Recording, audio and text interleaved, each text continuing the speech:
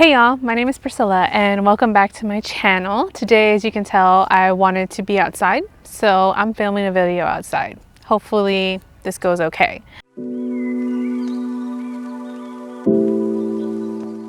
I have no business making a TBR this month, but I wanted to talk to you about the books that I'm reading anyway, or gonna try to read, or thinking about reading, for Nonfiction November and Indigathon. So if you're unaware of both of these events that are happening, Nonfiction November is an event that happens every November where we are encouraged to read more nonfiction run by a book olive.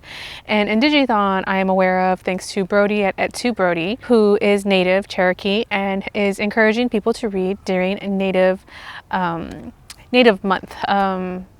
Heritage Month, excuse me. So these are the books that I have checked out from the library and I'm thinking of reading, even though, like I said, I have no business making a TBR because my life is super busy right now. If you don't know, I just got a new job, so I'm transitioning to that, but that's not what this video is about. So let's talk about the books. So first up, I have Not Your Princess, Voices of Native American Women, edited by Elissa, Charleyboy, and Mary Beth Leatherdale. So sorry if I'm not pronouncing those names right. I did a bad job and didn't look up those names. But this is an anthology, sort of a graphic novel of poetry and art from a Native people that I believe it was Brody who actually put this on my radar, and I've seen it at my library before. I'll make sure to link that Twitter thread that Brody put out about Native stories and literature, so that way you can check that out if you'd like. But that was on this list and that's why I want to read it.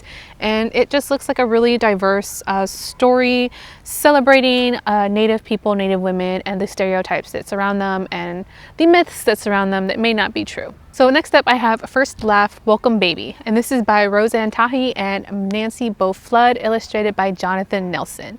This is a story about a Navajo family and how the laughter of a child is a holy gift in that culture.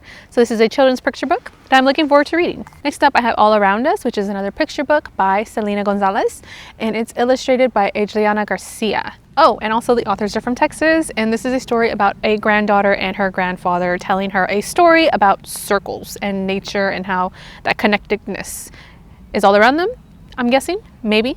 Interested in reading and finding out. Next up I have a crossover in both Native Lit and Nonfiction November. So I have Shapes of Native Nonfiction. This is a collected work of essays from a bunch of contemporary Native authors. But this is a book that just came out. I think it's very, very new, and it has a bunch of Native authors in it. I saw some of them speak at the Texas Book Festival and I really wanted to read more, so I'm glad that I was able to snatch this up and hopefully squeeze it into my November reading.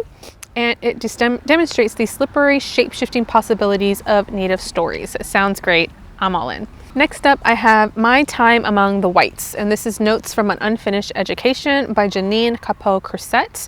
This is a nonfiction book that was put on my radar after the horrible events that I heard about that happened at Georgia Southern University when she went to speak, and the backlash, the white lash, if you will, from the students there that didn't appreciate her takes and commentary on white privilege and how that plays into university life. So it's a Cuban American author that I immediately wanted to support. Pretty sure I'm going to relate a lot to, and that I also saw at Texas Book Festival and is lovely in person, and I can't wait to read her book. Next up, for some Native poetry, I have Junk by Pico. I've hauled this in a previous video before and haven't quite read it yet. So this is Own Voices Native poetry, and I believe this is about love and junk and how those two play together, and it's also written in couplets, which I thought was super smart, and I can't wait to read because I really enjoy Pico's work. And I thought I'd close out this video by telling you what I am currently reading. I am also reading Know My Name by Chanel Miller. I'm actually listening to the audiobook, and that's a memoir about the woman who was known as Emily Doe during the Brock Turner rape case. It's a super moving memoir so far. It's a new release, and I would love to see this listed for the BookTube Nonfiction Prize next year because it's phenomenal and blowing me away, and I can't stop listening to it, stop reading it. So that is all I have for this very quick video today. Just wanted to chat a little bit about what I hope to read if I can make time for in my busy schedule. But happy Nonfiction November, happy Indigathon. If you saw anything here that maybe you want to read now or that you have read before, please let me know. I would love to know what you thought in the comments down below. But that's all I have for this video today. So thank you so much for watching, and I hope to catch you in the next video. Bye.